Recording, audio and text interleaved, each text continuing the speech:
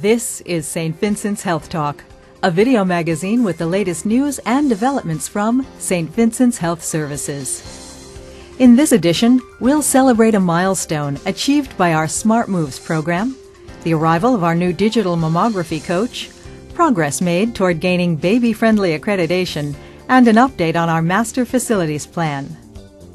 At St. Vincent's, we're investing in the future and working hard to be the hospital of choice for patients, employees, and physicians. Now let's turn to our news summary. 4th District Congressman Jim Himes spoke recently on healthcare reform when he appeared as a guest with President-CEO Susan Davis on St. Vincent's Health Talk radio show hosted by Dr. Frank Schifo.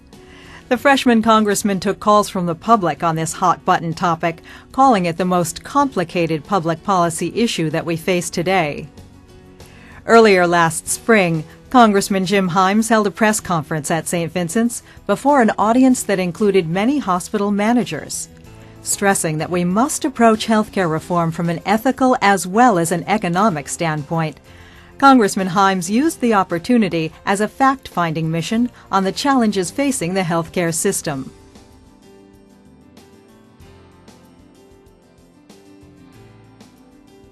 This fall, employees will once again be asked to fill out the Employee Engagement Survey as part of an Ascension Health program sponsored in all ministries. The feedback from past surveys has been evaluated and used in ways to benefit the entire system, with many new programs implemented as a result. Pamela Terulli, Corporate Vice President of Human Resources, discusses why all employees should complete the survey, either online or in hard copy. I think it's really important that our associates understand that everybody's voice is equally as important as the next. My voice is equally as important as your voice is equally as important as your coworker's voice.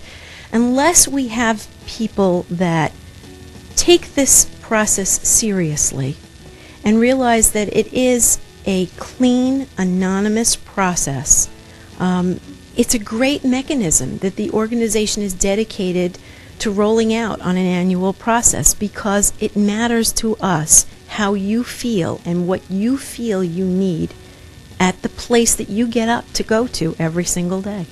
In conjunction with the employee survey, special Your Opinion Counts newsletters have been distributed to all departments to give information on the survey's goals and to encourage communication with senior leadership. We've had programs in place such as You Touched My Heart, Rewards and Recognition, Values Recognition, Thank You Card programs. All of those programs we continue to enhance with each passing year based on the feedback we've received from the results of the survey. Communication comes up on every survey, probably in every type of organization. So we increased our town meetings led by Susan Davis. We have benefits fairs now in the lobby much more frequently than we ever had in the past. So the voice that we hear based on the results of that survey are things that we're taking action upon. And now for our feature stories.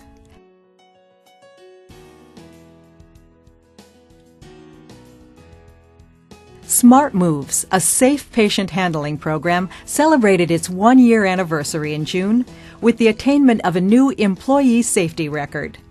No OSHA recordable caregiver injuries were sustained in April, May, or June on Smart Moves trained units.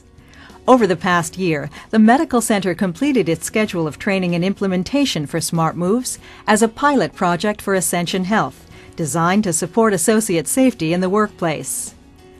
Director of Rehabilitation Services Joanne Velarde, a co-leader of the program, discusses the importance of the recent milestone. Smart Moves has reached a really exciting milestone. It's been a year since we fully rolled out the entire Smart Moves culture of safety throughout the hospital, and we've had our first quarter, 3 full months with no patient handling injuries sustained by any caregiver in the hospital. I think the biggest challenge that we faced in the beginning was getting staff to understand what this process was and how it could benefit them. And I really think that that has caught on. We've gotten a lot of traction. The lifts are being used constantly. Co-leader Vicki DiNardo, bariatric coordinator at St. Vincent's, attributes the success of the program to an enthusiastic group of employees dubbed super users who took on the challenge. The super users, we would not be able to do smart moves without the super users because they have to own it at the local level. Joanne and I both have managed it up to this point with training and going live, and then it was really up to the units to maintain that. So super users do more than just train. You know, they're managing equipment, they're doing compliance monitoring, they're collecting data to give to the nurse manager so that they can give it back to Joanne and I at the end of the month. Less than 1 year after Smart Moves was initiated, there was a 27% decrease in staff injuries.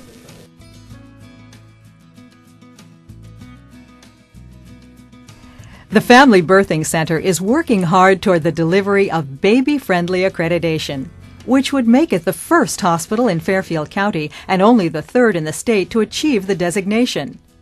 The Baby Friendly Hospital Initiative is an international program of the World Health Organization and the United Nations Children's Fund. It recognizes hospitals and birthing centers that have implemented practices to help parents make informed choices about feeding and caring for their babies. Director of Women's Health, Nina Hyde, tells us why the goal is so worthwhile.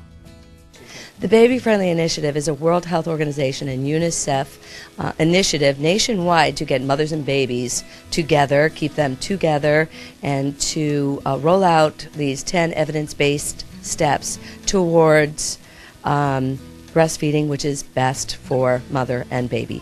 So what have we done since 2006? In 2007, all the education's been in place. The nurses are all certified and trained. The physicians, the obstetricians are all gone through extensive education, much to the recognition of our lactation consultants, who pretty much provide services here 7 days a week for our families, but also for the staff. Along with Nina Hyde, lactation consultants Jennifer Matranga and Lori Mastrone are leading the efforts to reach baby-friendly status and are also a good part of the reason that the medical center was recently recognized as an organization that promotes breastfeeding in the workplace. Here, Matranga shares how St. Vincent's supports employees who are breastfeeding. Oh, here at St. Vincent's, we actually have won the Connecticut Breastfeeding Friendly Employer Award, gold standard for what we do for our employees, and that was given from the Connecticut Breastfeeding Coalition, meaning that we have more than one room for our employees to pump in. We have lactation consultants to help them anytime. We have free breastfeeding classes, and we have some discounts available for them for pumping. St. Vincent's is rolling with its new Swim Women's Imaging Mammography coach, outfitted with state-of-the-art digital technology and an attractive interior that will provide convenience and comfort to patients throughout the state. An example of the latest in mobile mammography, the sleek, spacious vehicle was purchased by St. Vincent's Swim Across the Sound and is supported by grants from the Connecticut Challenge, from Chuck Mattis, a Foundation and Health Services Board member, and from the Swim's Breast Cancer Luncheon. Director of Women's Imaging, Dr. Kelly Harkins, describes why the coach's new technology is such a big step forward in detecting breast cancer. Well, for years we've been using the analog, which is great, but the technology really has been proven that digital mammography is better than analog, and this is for a number of reasons. First, patients that have dense breast tissue, the digital has been shown to increase cancer detection rates, so that is important. Also, when we're out in the field, we have to bring the cassettes and develop the pictures when we get back to the medical center. Now that we have the digital technology, we can see right away whether we have the accurate imaging that we need. It also decreases the number of callbacks or patients coming back for additional imaging with the digital technology. We also can image faster, and therefore we can accommodate more patients when we're out in the field in less time, which is great. The new coach will also mean less anxiety for women, as it offers greater comfort and privacy, according to Director of Radiology, Rachel Gelati. It offers privacy in that you're not in an office setting where they're employed setting up a changing area in a locker room or a break room, a lunch room. You're actually there on the coach in a totally private environment that's upfit and made to be comfortable for the patients.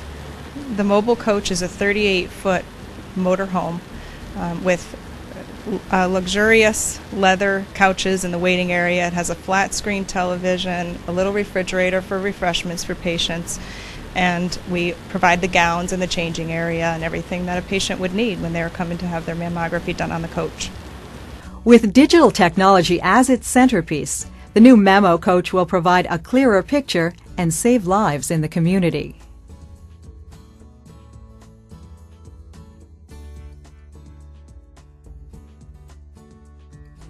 With more than 125 workers each day using their skills to complete the 4-story wing under construction, an air of excitement exists surrounding the opening of the Elizabeth M. Freem Swim Center for Cancer Care and the Emergency Department, to be named in honor of Michael J. Daly. The new Cancer Center, set to open in January 2010, will allow cancer patients in our community to receive the latest technology, treatments, and care in one location close to home. Senior General Superintendent Eric Wieke of the Gilbane Building Company gives us an update and takes us inside for a closer look. We're in the process of finishing installing flooring, finishing up the elevators, getting ceilings and above ceilings buttoned up. Still have a lot of ceiling tiles to go. We're in the middle of our millwork, starting up heating and cooling systems. You can see in the background we're starting to build the 2 canopies for the building, and we still have some site finishes to go. The design incorporates the latest technology, including a new radiotherapy system and 2 linear accelerators, amid a healing, comforting environment with many green features. For instance, some of the stuff that's not required, that we have corporate goals. We've recycled over 98% of the construction waste coming out of the building right now. A lot of low VOC materials, so they're not off-gassing. The roofing's all low VOC. The flooring adhesives are all low VOC. A lot of efficient lighting in the building, fluorescent lighting. The new section of the Emergency Department, which will be located on the 1st floor of the wing, is scheduled to open in advance of the Cancer Center, with still-to-come renovations to the current ED eventually tripling its space and number of beds. Thanks for watching Health Talk. We leave you with some additional images of the construction and progress being made on the Swim Center for Cancer Care.